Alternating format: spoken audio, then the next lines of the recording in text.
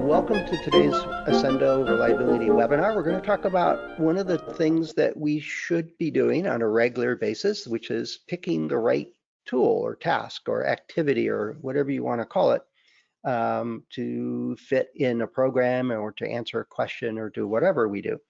The idea is, well, I'll get into that.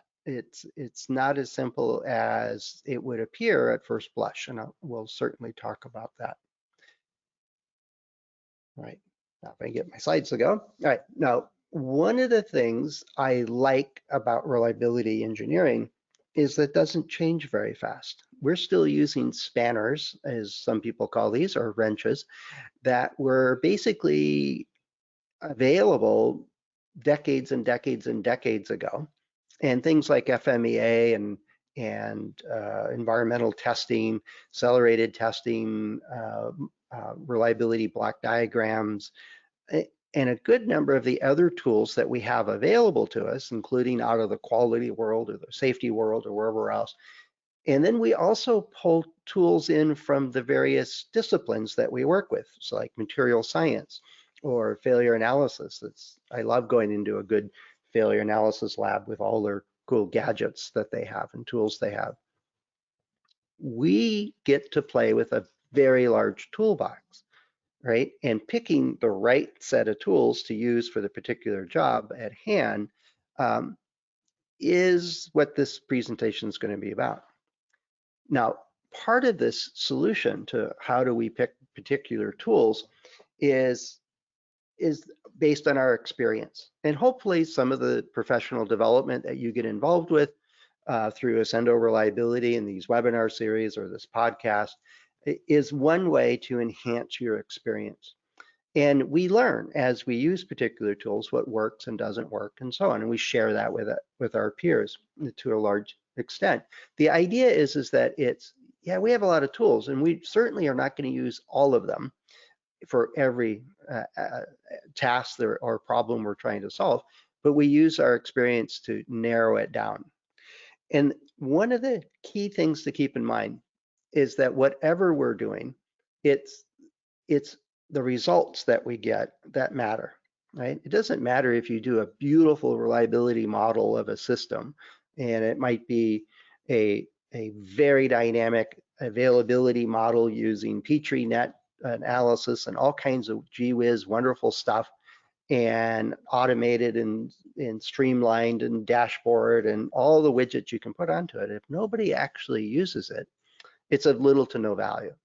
So keep in mind that the part of what we're trying to do is actually make a difference to influence the decision, to improve the ability of our teams and peers to create a reliable product and to meet customers' expectations. Using a particular tool just because we can, or using a tool that's inappropriate for the problem we're trying to solve is less than useful, less than helpful. So part of the process of selecting the tools is to make sure that they're actually important and useful. Now, you've heard me say this before, and you've heard Chris Jackson say it before on the webinars that he does, and I'm sure you've heard it a number of other times from other folks in the reliability world and possibly in other disciplines, is a lot of what we do is influencing decisions by improving the available information that they have available, right? If I'm going to make a decision to ship or not ship or start a line or not start a line, one of the questions of many, many questions that have to be answered before you can really truly have the best available information is it reliable? Is it ready to go? Is it prepared to run for the duration? Now, if we don't know that, it's a guess, right? The decision maker is left with this foggy outlook of what's going to happen. Now, they may have a gut feel or they may have an intuition or something like that. Yet if you could come in and say, yes, this will have 98% reliable over 2 years, or this line will run for this 6 weeks for this process to run its fruition with a high probability of success, and here's what's likely to fail, and here's how we're prepared for it, and so on. that's a whole lot more information that informs the person making the decision that, yes, we're ready to go, or no, we're not ready to go. And when you think about it, vast majority of what we do in reliability work is influencing decisions, right? We promote derating, the process of selecting components that are more robust for the expected stresses they see, because that derating process influences the decisions of the designers as they select components, right? And the procurement organization, when they purchase those components, they get the appropriate one so that it will perform robustly, more reliably over time. And so we might not actually be doing that decision, but we certainly influence those decisions. And that's a big part of why we use the tools that we use as we go forward. Now, I'm going to talk briefly about how not to do it as quickly as, and hopefully this doesn't ring a bell with anybody. But the idea here is that if it does sound familiar, then you really need to pay attention to the latter part of this. And then we'll talk about some of the structure of how you go about selecting tools. And then we'll dive into a handful of different examples. And I hope to get a few examples from you. So keep your keyboard handy. Now, one of them is my favorite, or least favorite, I should say.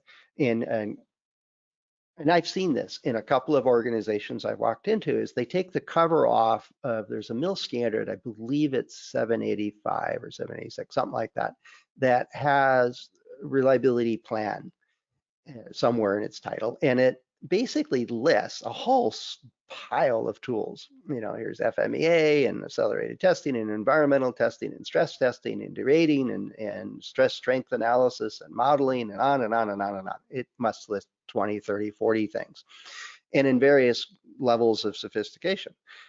There's I used to call it GEIA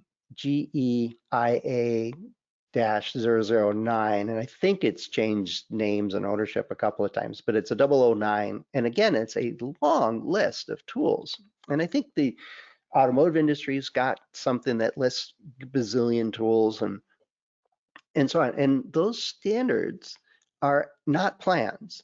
They are lists of tools. And it says very clearly in the preface of each of those is that the person using it should pick and choose the appropriate tools. And then it doesn't do a whole lot of discussion about, well, how do you go about doing that?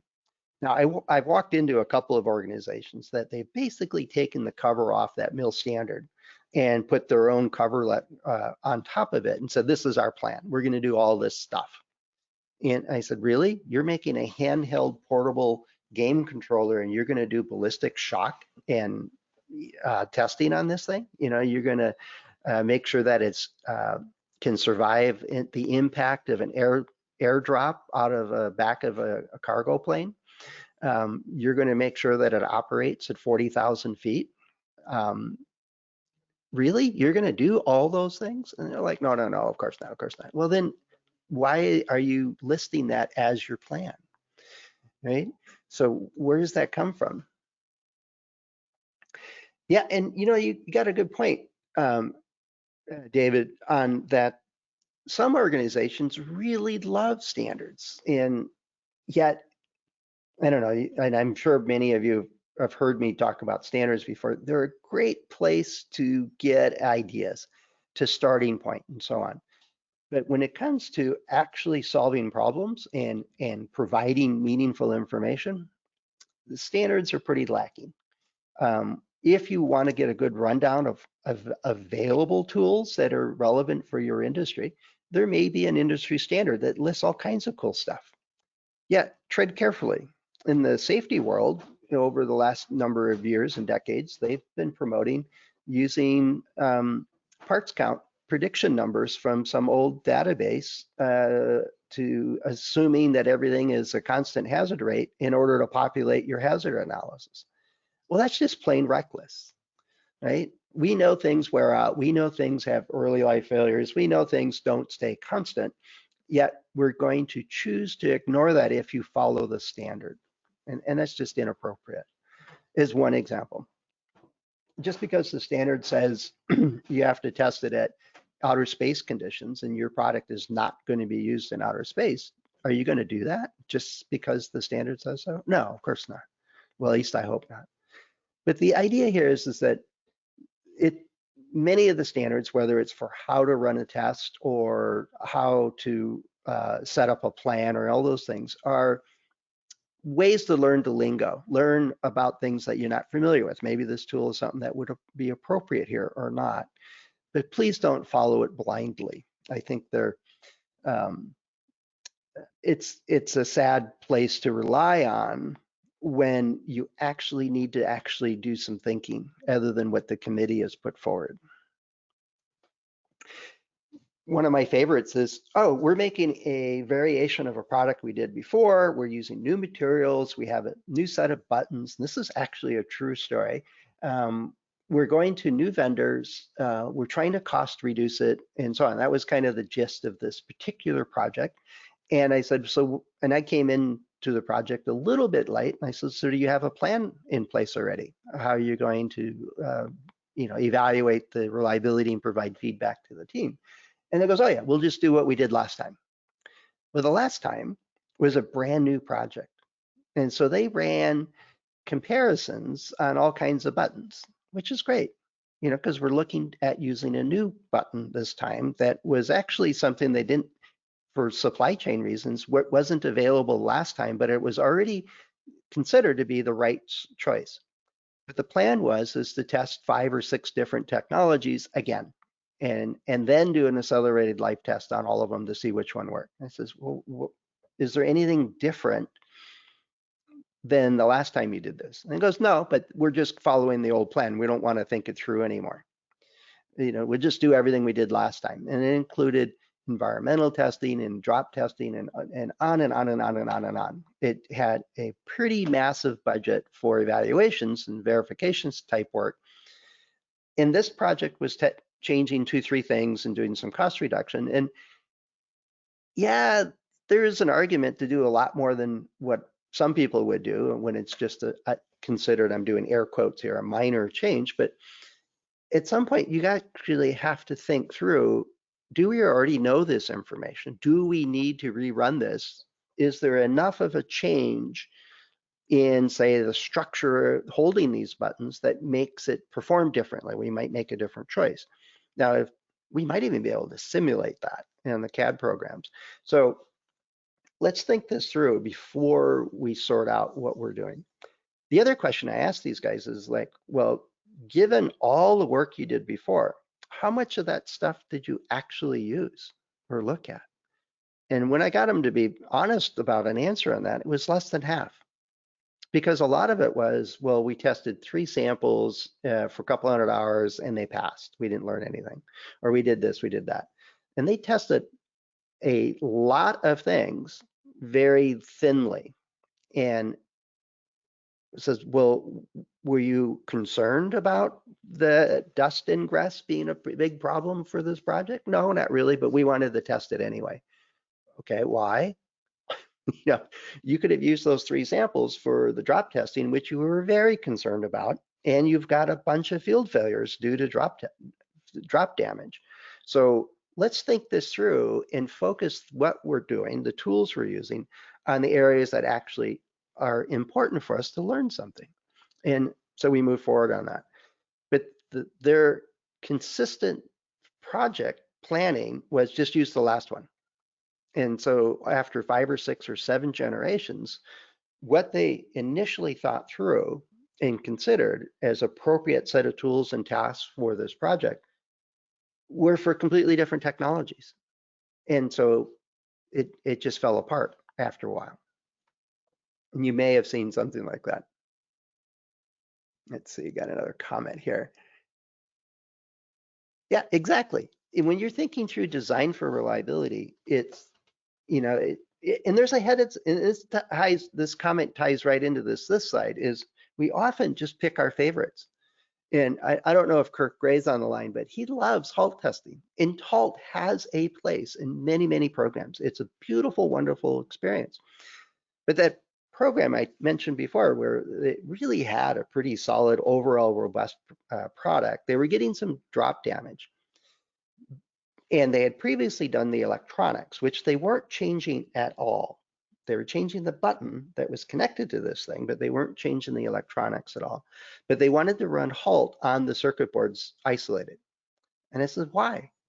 Halt doesn't, it's not going to tell us anything new, right? You might find something out and it might be useful, but if you got the budget and time and energy to go do that, that's great. But on the other hand, how about we focus in on this drop testing and the damage that we're getting there and do some failure analysis instead, because we already have the failures. We don't understand it exactly.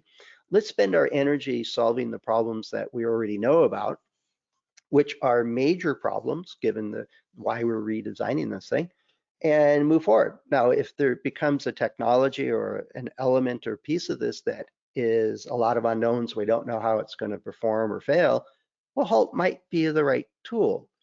But just to always do halt is turning off your brain. It's always doing FMEA. I picked these two because they're very, very common tools, right? We use them lots and lots of circumstances, and they're often called for. But if you really don't need to do it, if there's going to be really no or little value gained by doing it, then let's focus on the things that have a higher return, things that are actually going to help influence decisions, right? So there's circumstances when these two tools are not the appropriate. Not always, right? There's lots of cases where they are, but it guards yourself. You don't always need to do a accelerated life test on everything or anything. You don't always need to do dust testing. If your product is going to be used in an area where there's no dust, what's the point? And so on. You got to think through these things. Now, I ran into one engineer that loved doing failure analysis.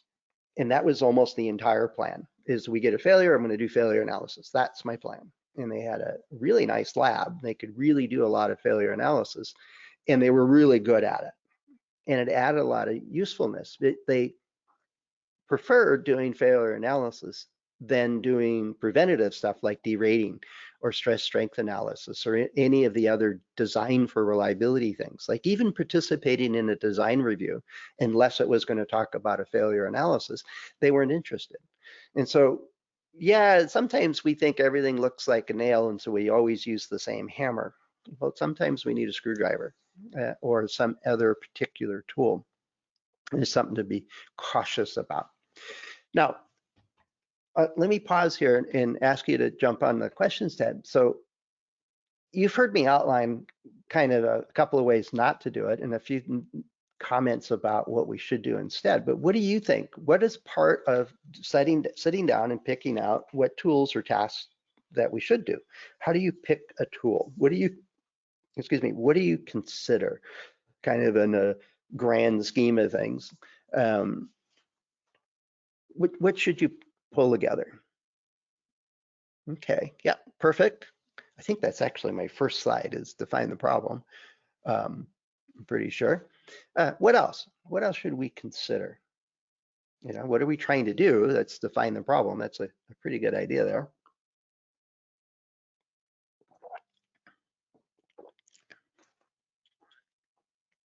Gives me a chance to get a sip of water.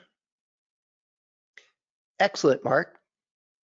This is like, I don't know what the game show is where it's, they do a survey and then what's the answer kind of thing. Capability is exactly on it, right? What's the experience? Do they even know what an FMEA is or halt test or accelerated life test or any of those kind of things? A goal? Yeah, I think that ties into defining the problem. What are we trying to do?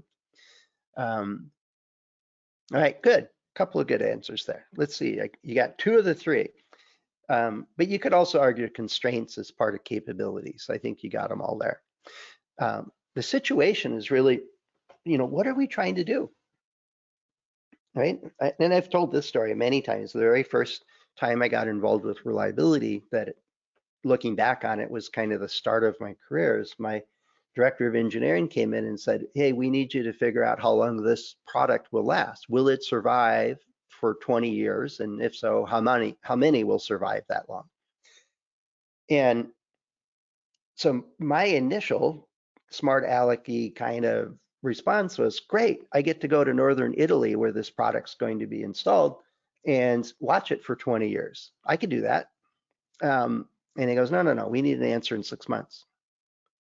They're not going to buy it and install it unless they know it's going to work. And so they need to do that in 6 months. That's the idea. And so you've got a little less than 6 months to figure out how to provide information to the customer and to us to give us some idea of what's the probability of it surviving for 20 years. Oh, okay. So you need it by Thursday, some Thursday in the future.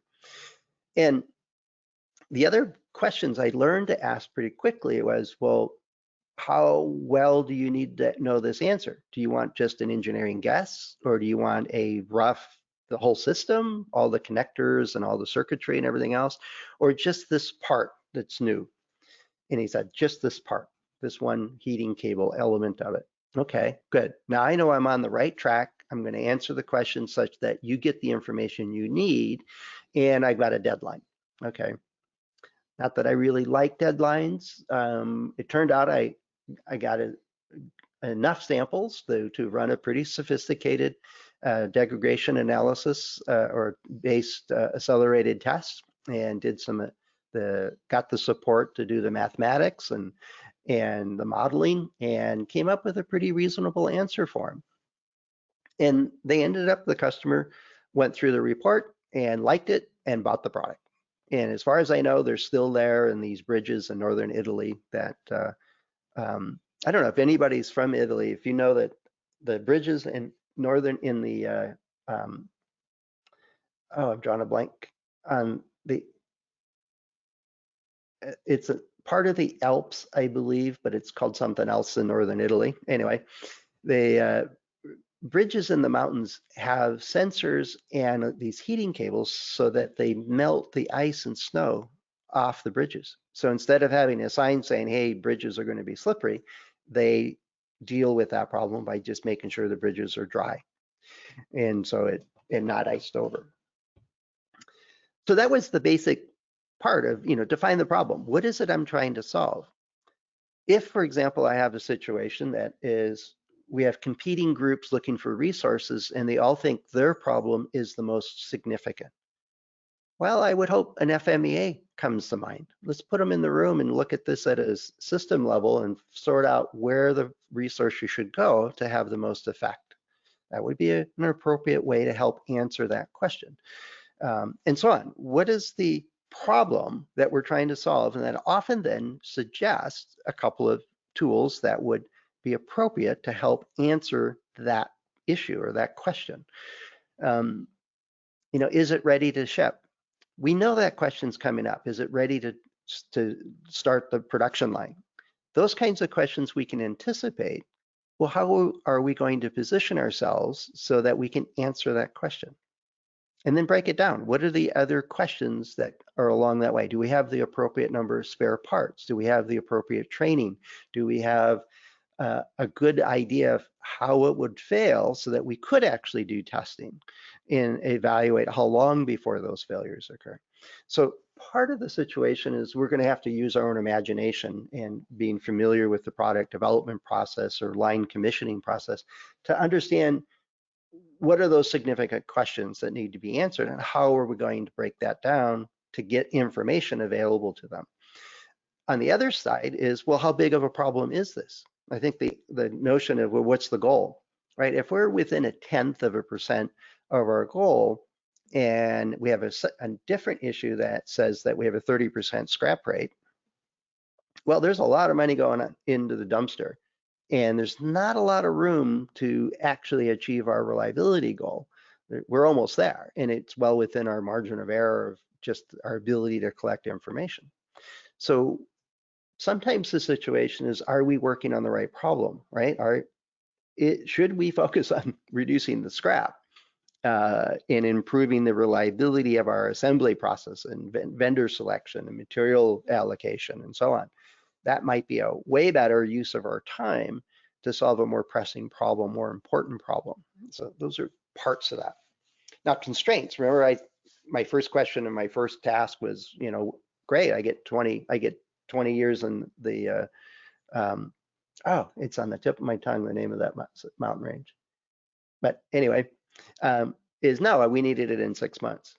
Now, I didn't have the expertise to do this, yet my director was very willing for me to go to the library, go find some experts. I didn't end up hiring a consultant, but I did meet Wayne Nelson at a conference, and we sat down over lunch and talked about how do I approach this. I actually bought a copy of his book before I went, so I was looking for him at this conference. And I already knew we had chambers and so I could run temperature-based acceleration, but I didn't have the modeling tools to do a nonlinear regression analysis. And this was quite a while ago. And so we were able to purchase a package that allowed us to do nonlinear regression analysis to a reasonable degree, and took some classes meanwhile that ended up leading to me actually getting a master's degree eventually. But I had the support, I had the training, I had the encouragement to go learn what I didn't know. I had a lot of assets already available. And I even had a technician that helped me prepare all the samples and monitor the testing and do all that kind of good stuff. So sometimes it's constraints are no samples. And that just happens, or we don't have enough time, or we don't understand the process and so on. So one of the things to take away when you frame a problem is a really perfect answer a day late from when that decision is going to be made is worthless, right? It's not adding value. If they have to make the decision without your information, it's not helping.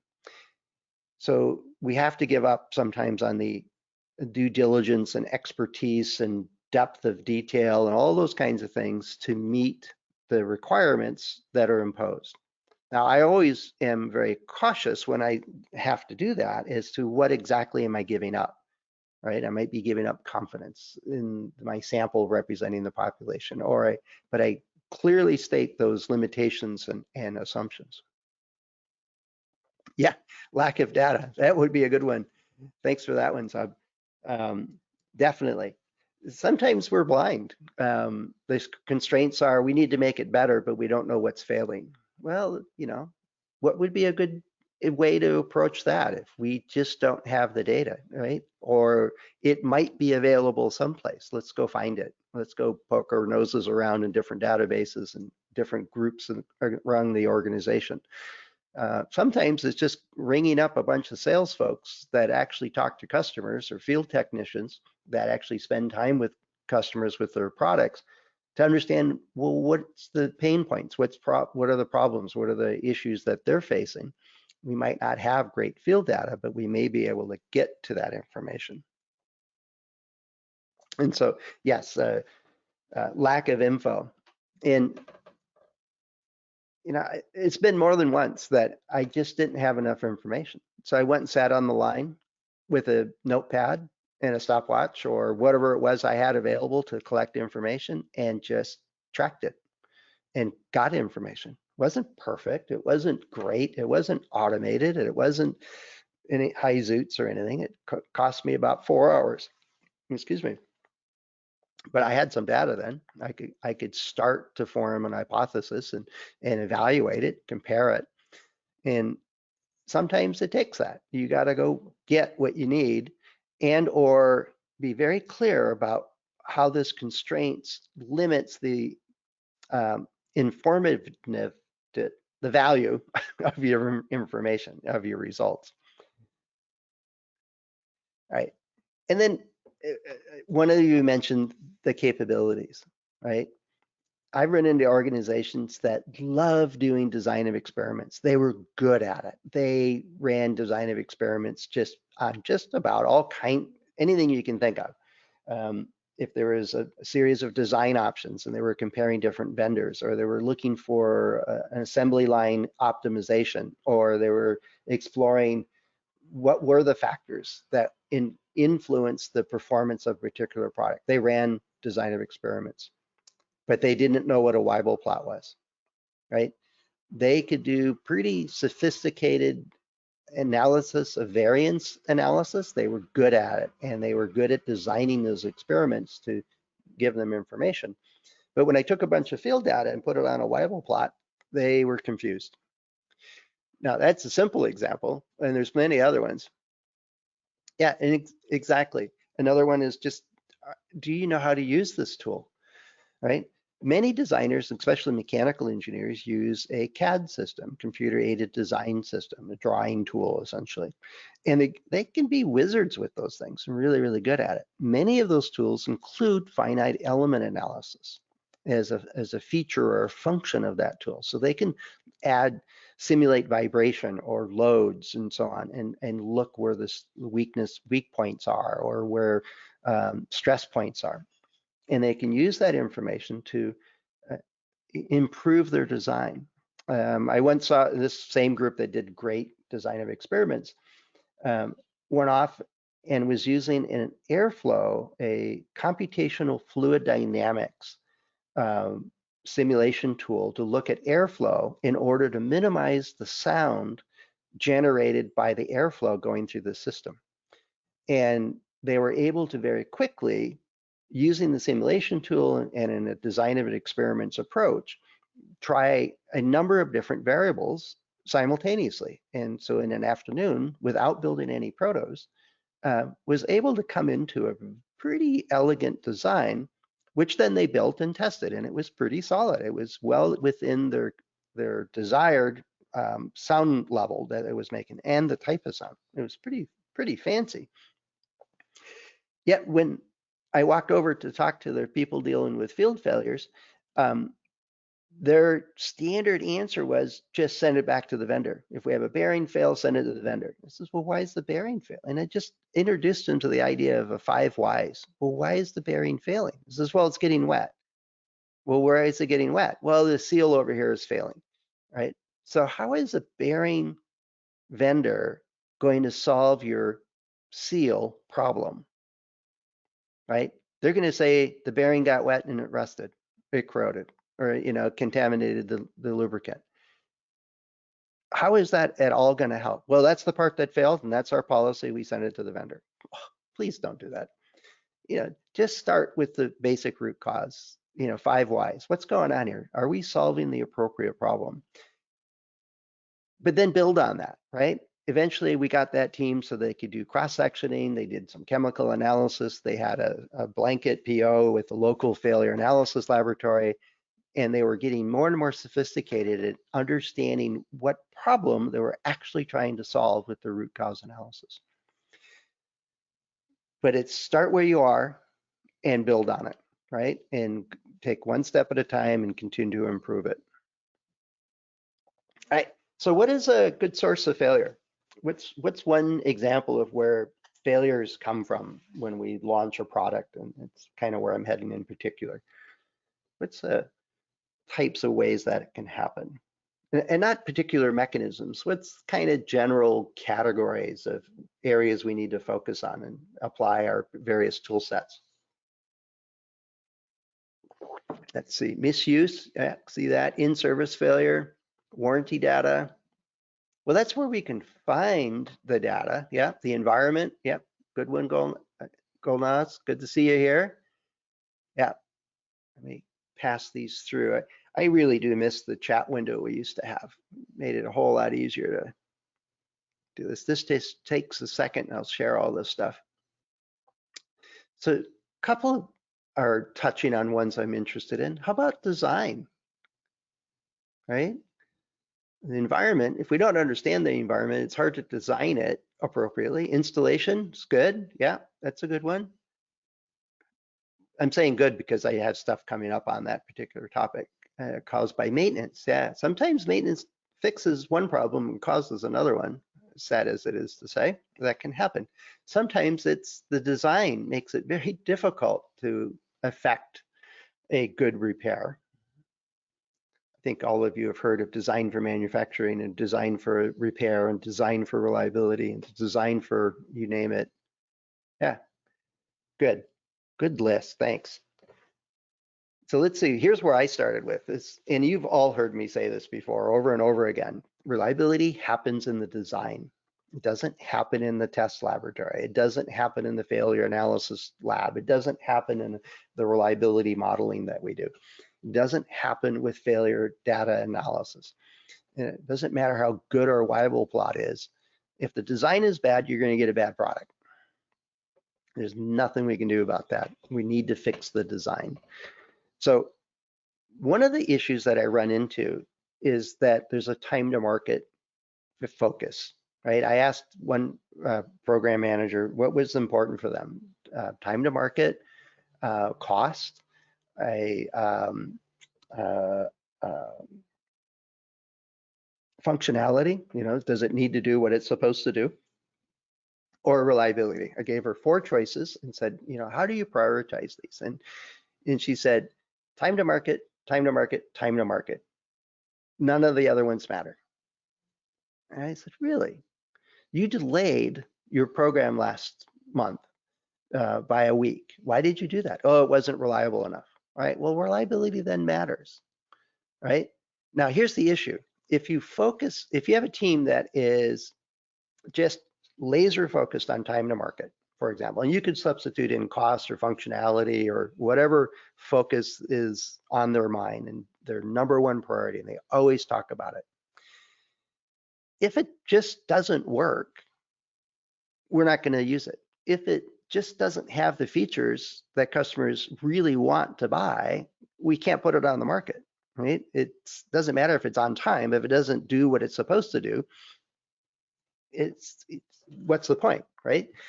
If I make a drill press and put it on the market and I get it there on time, but it has no chuck, no way to attach a drill bit, well, what's the point? I got this beautiful motor that spins this spindle around and around, but I can't use it to drill. So yeah, we made our time to market. So there's always a balance. The hard part when you're talking about reliability work is that we say, oh, time to market's important. I understand that. Here we have an issue with this piece, and it's going to go maybe a 0.5% overall field failure rate, and it's relatively small compared to the overall failure rate we are accepting into this particular product. And I want to do a 6-month or a year-long study of that particular failure mechanism. Well, that probably just won't fly, right? If it's not within the time to market window and actually will give you a return, that's just not going to happen. So the tools I would typically use would be things like halt testing, or design for reliability tools like derating and stress strength analysis and simulations and physics of failure type work early in the program in order to identify weaknesses and influence the early design decisions so that we get a more robust product as we move through the process, which then can tie directly to reducing the risk of missing the time to market, right? If I'm building a brand new platform, brand new technology, all this cool stuff, and we just don't know how it's going to work, well, then I need some more time, right? I'm going to need the failure analysis. I'm going to need the optimization work. I'm going to need to really clean up the assembly process so that it's smooth and consistent long before we're ready to go to the market, right? So picking the tools oftentimes has to balance with what's the priority of the organization, right? Sometimes, though, that's a challenge, right? I ran into one program manager that always wanted all of the tests that we ran to pass because failures were bad. Failures meant our product wasn't ready. So I had to step back and say, all right, if you only want to put pass tests on your data sheet, that's fine.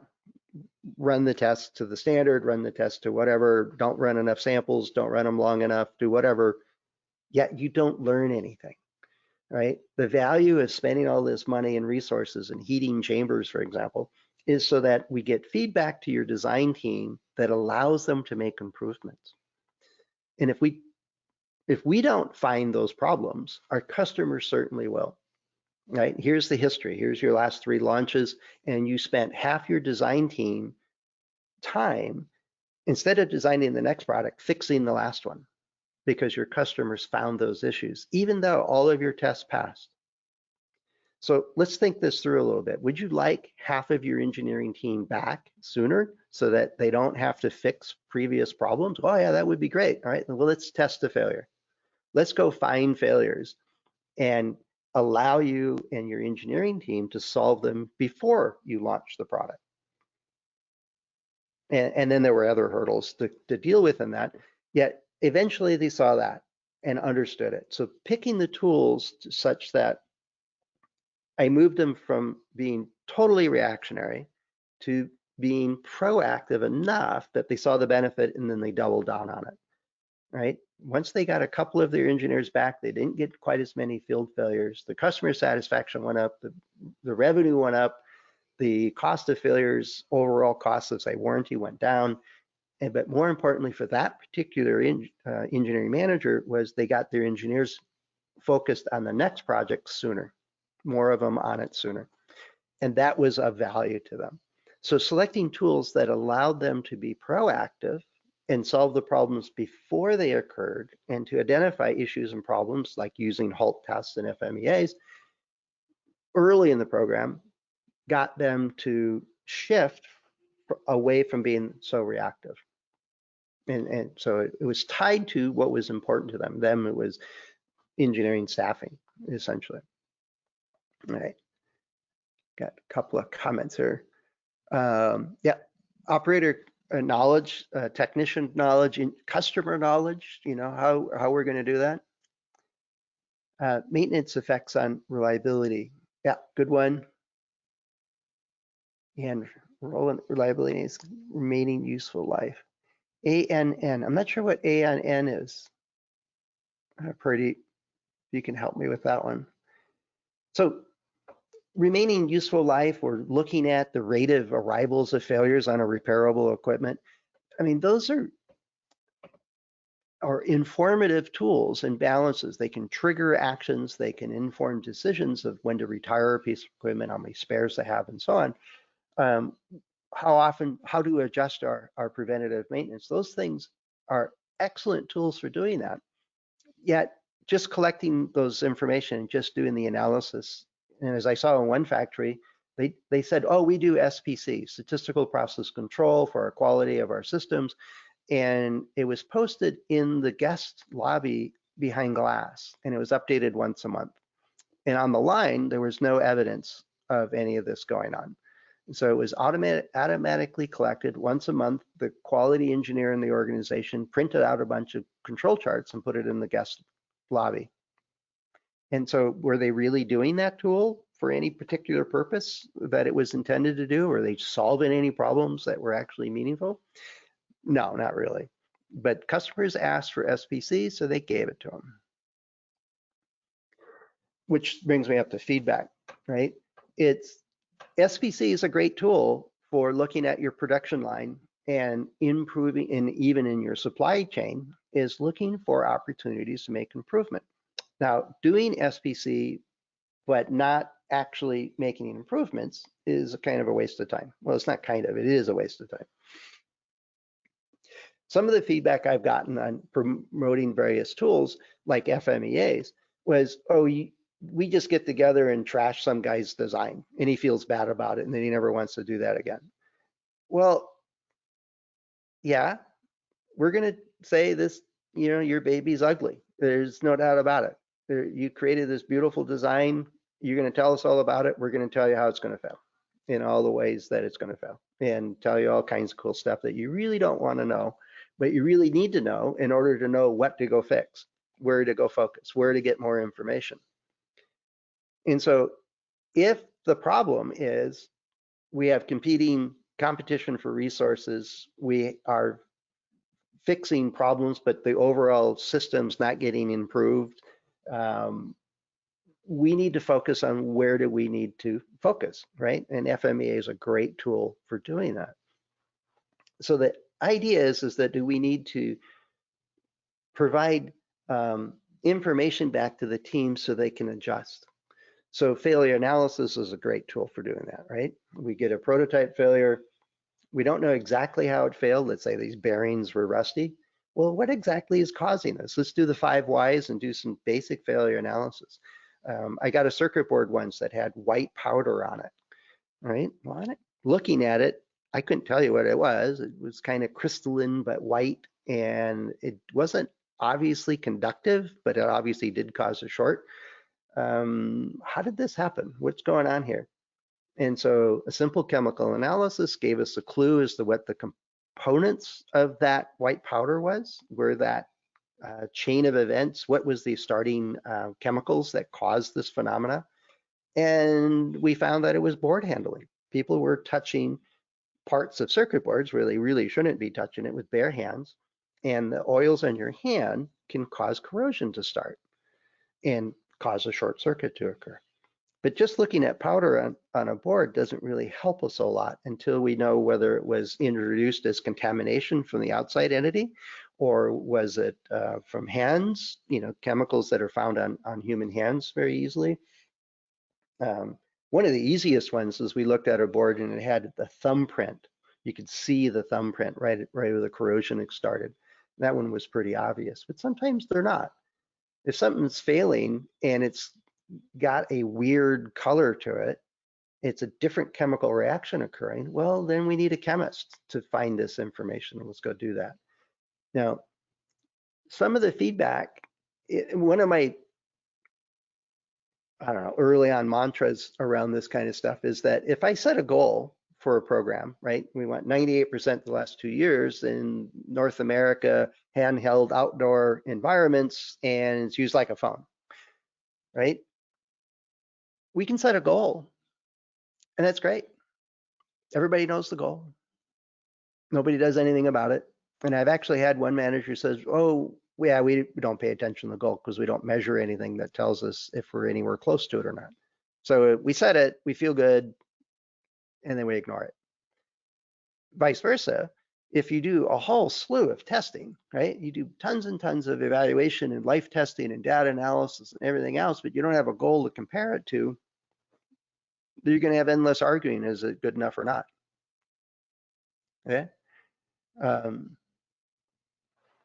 And so there's a zillion different little variations of this. Some tools, like setting a goal, is great, right? Sets a target for the organization. But if we don't actually provide feedback along the way that we're making progress to actually achieving it, or where do we need to focus on to actually make the improvement, it's of little to no value. Now, doing testing likewise without having something to compare it to, um, just because I put 75 samples in a chamber at 85C for 1,000 hours and they all passed, well, what does that mean? Is that good enough? Is that bad enough? Is that relevant? You know, what am I comparing that test to? And if I don't have a goal, I really don't know, right? If I had 3 failures, okay, is that bad? Is that good? We get failures. Now we can go do failure analysis and go figure it out. But so part of this process of getting feedback is it's got to match something, right?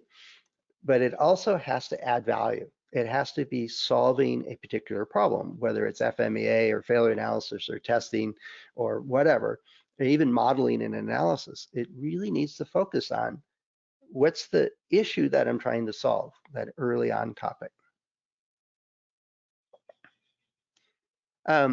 Question from Pradeep is on, could FMEA scores be altered, right? They should be altered, right? The idea of an FMEA is you get a ranked order, essentially, of high severity, high occurrence, low detectability type stuff. And as you make improvements, you change those scores to reflect the new reality. And then you move on to the next groups and so on. The information, the feedback that we're gaining is a way to improve those scores or to change those scores and adjust it as it goes. You probably have heard it many times that FMEAs are supposed to be living documents, not a one-time and put it on the shelf. They're actually supposed to be used on an ongoing basis. Yeah. Let's see, I got a few other comments here. Let me see what else. the best reliability model. Now, there's an interesting question, and it's a way for us to frame goals, right? But also evaluate the feedback that we're getting. Let me see if I have something on that on the next slide. Yeah, we can do wonderful analysis. Let me tell a story. We got a few minutes left. Years and years ago, an organization I knew about and heard about was suffering in the market, right? They were making workstations, they were getting hammered by Dell and IBM, and they just weren't moving forward. So the technical sales manager or marketing manager, I think is his title, created a very simple series system model. I had a motherboard, hard drives, power supply, just the major subsystems. And then just put random guesses. I mean, just flat out guesses of what the breakdown of the overall reliability goal should be, which was apparent in the organization, but they didn't have even a basic series system model. And just kind of assign, well, the keyboards don't have a lot of problems, so we'll give them 99.9% over 2 years. And the hard drives and power supplies, they're pretty bad, so we'll give them like 95%. And then very quickly said, we're not even close to our goal, and did the math for it. Took it to a program team meeting, and the electrical engineers are there, mechanical engineers are there, the supply chain folks are there, and the program manager, she looked at this and goes, well, that's interesting. Looks like power supply, you're the weakest link, right? Because the math is pretty obvious. It doesn't matter how much better you make the keyboards. If your power supply is below your goal, it's still going to be below the goal. And so she recognized that right away and looked at the power supply team, says, what are you going to do to improve reliability? Come back next week with a proposal and how much it's going to cost to improve reliability so that you're not the weakest link anymore. So they scurried away and went off and did that. So this was a very simple series system model with just top of the head, back of the envelope guesses. And it caused a decision to be made that actually improved the product, right? Let's go figure out how to improve the weakest link. Now, part of that process was getting better data, right? The individual teams then went off and said, well, the hard drive really is performing at this rate. And then they went and found the field data and the vendor data, and they asked better questions. And they were avoided being the weakest link for quite a while. The CPU worked with the vendors to get really detailed information about failure mechanisms and how the vibration and the mounting of the system was causing problems for them. And then they solved that and moved off of being the weakest link. And it was back to the power supply and so on. Even software was included in this set of discussions, but they ratcheted up the reliability by focusing on the weakest link each time. Now, they had a series system model, which is pretty easy to understand. And so you didn't need a high-zoot, sophisticated, completely automated Monte Carlo, to the 20th degree, all kinds of fancy software. This was all done on a simple spreadsheet with no, it didn't use anything fancy at all. It was just multiplication and addition, essentially. But it was used to great effect to help the team focus on where to look for solutions. And so it just ratcheted up their process. Now, sometimes you've got a complex system. It's a highly available system with various levels of redundancy and repair times and all those other things. Then a more sophisticated model makes sense. But sometimes just having a simple one actually solves the problem. Sometimes a complicated one where a simple one would do confuses the problem. So match that to what decisions need to be made, right? A good model will expose where the risks are and inform decision makers where to focus, improving the information or taking a different path. And so those are both bits and pieces to this. So I know I've got a couple other examples here, but let me see what the suggestions are. And I'm not going to go into the rest of my slides, but except for just briefly. A single way to calculate reliability. No, there's not. Um, I mean, the idea is that if I have just a guess as the reliability of something, that may be sufficient. Now, if it's $1 million question and we've got the resources and skills to do a life data analysis and actually do an accelerated test or do the analysis with what we can do within our abilities, and can move well beyond a guess to here's the scientific evidence that this is going to be 98% or better over 2 years, well, then let's do that. But if that expenditure of, say, $500,000 to get that information, to run those tests, to do all those analysis and all the engineers involved with it, but it's only a $10 question, well, the guess was good enough. So it's any of the tools we select. Yeah, we could always do better. There's no doubt in my mind, we could always do better. It's one of my pet peeves with PhDs. They know how to do things better. But the ones I don't like, and any of your PhDs online, please take this not personally. The idea is just because you can do it better doesn't mean you should. And so there's, in the tool selection processes, what do you need to do to answer the question, to solve the problem, to understand the issues, and then inform others of that they can make better decisions. Now, I'll just mention a couple of these other areas here. Is bad components, right? We have stuff from vendors. We have individual components that are faulty. We discover bad batches of material that somehow get into our production line or out to the field. And those are issues that require a good range of tools, including things like SPC and failure analysis and contracts with vendors that helps us solve these things, right? We need to ask the right questions of our vendors and suppliers and of the importance of the claims they're making, right? Is just because they say it's reliable, do they understand our use conditions, right? It's in spec, it should be good.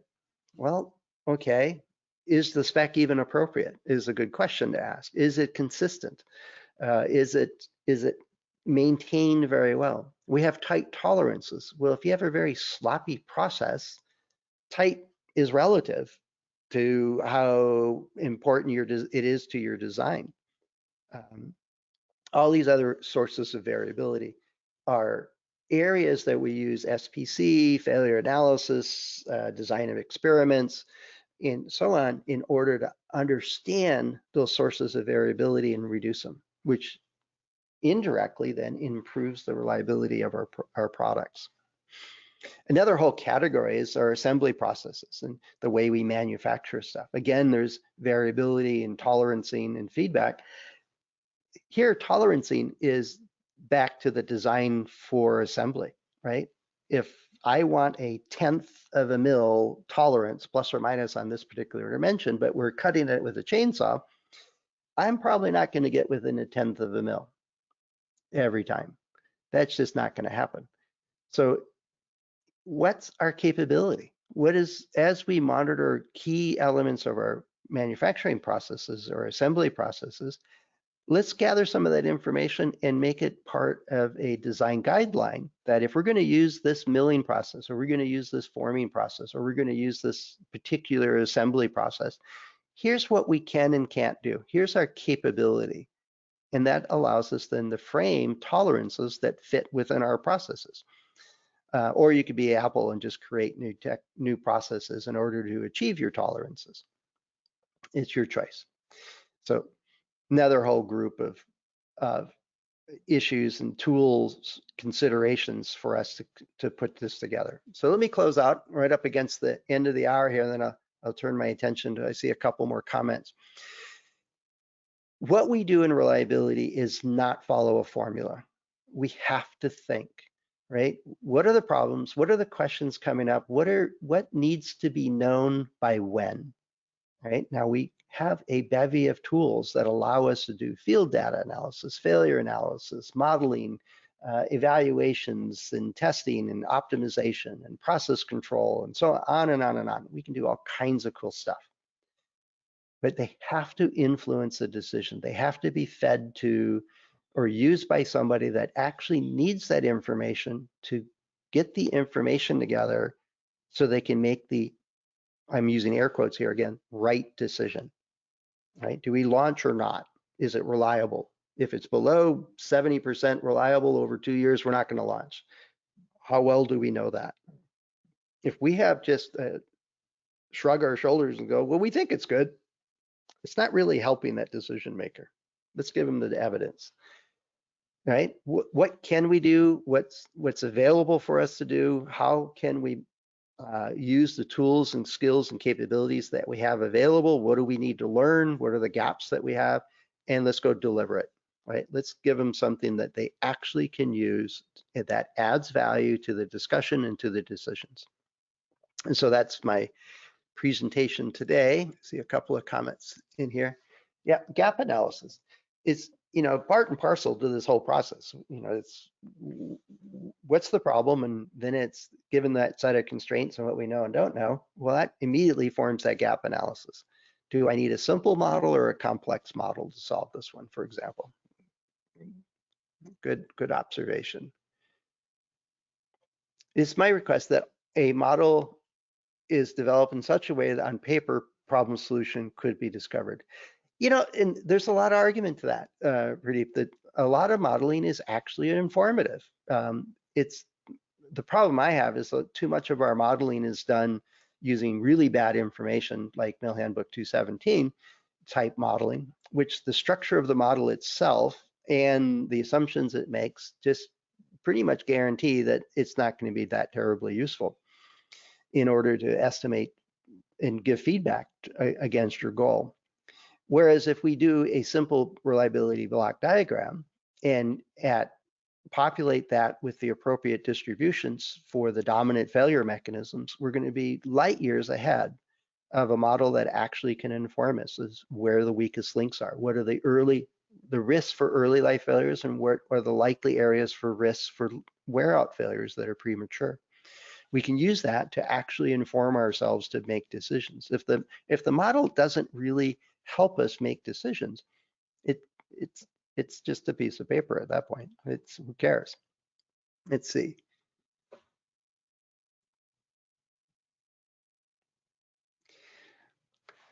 How do we perform gap analysis? Well, gap analysis to me is the tension between where we want to be and where we are. What do we know and don't know versus what we need to know? So if somebody like my boss years and years ago came in and said, will this last for 20 years? I don't know. Well, there's a gap. The tool selected to fill that gap was an accelerated life test. We had 6 months, and so I had to design a test that would get us reasonable results within 6 months. And so the gap analysis was, here's a problem, here's the constraints, what do we need to know? And then use the tools to fill that in. But gap analysis can be used in all kinds of fields. It's basically that tension between, what you want versus what you have. So for me, the gap analysis, well, how do I do nonlinear linear regression, right? How do I go about doing that? So I knew about linear regression, but I knew this problem was going to be nonlinear because of the nature of the formulas we were using to do the accelerations, translation from accelerated conditions to use conditions. And so I hit the books. I talked to people that knew how to do it and got the tools that allowed us to do it. And so the gap analysis is an ongoing series of questions. So what do we know and what don't we know? And then how do we fill the gap analysis then yields what not a roadmap, but it gives you a framing of the problem of what do you need to know? What do you need to change? What do you need to get in order to move forward? Not sure if that's a complete answer to that question. All right, so we're a few minutes over. I don't see any more questions. So we'll wrap it up here. And I actually pulled up next week is Adam Barrett's doing survivorship bias principle. and he's at Tuesday at 9 o'clock U.S. Pacific time. And then the week after that is Chris Jackson's coming back, and he's going to talk about Bayesian analysis and kind of what it is and why we use it and when to use it and all that kind of stuff. And as you may recall, Chris does beautiful graphics and slides and animations and stuff in his presentation. Plus, he's wicked smart. So hopefully you can make it for that. That's the fourth Tuesday of the month, but he starts at 8 a.m. U.S. Pacific time. So Adam and I and others like the 9 o'clock hour, and Chris has lobbied for a little bit earlier, which is fine. And so I just want to highlight the couple of upcoming topics and that difference in time.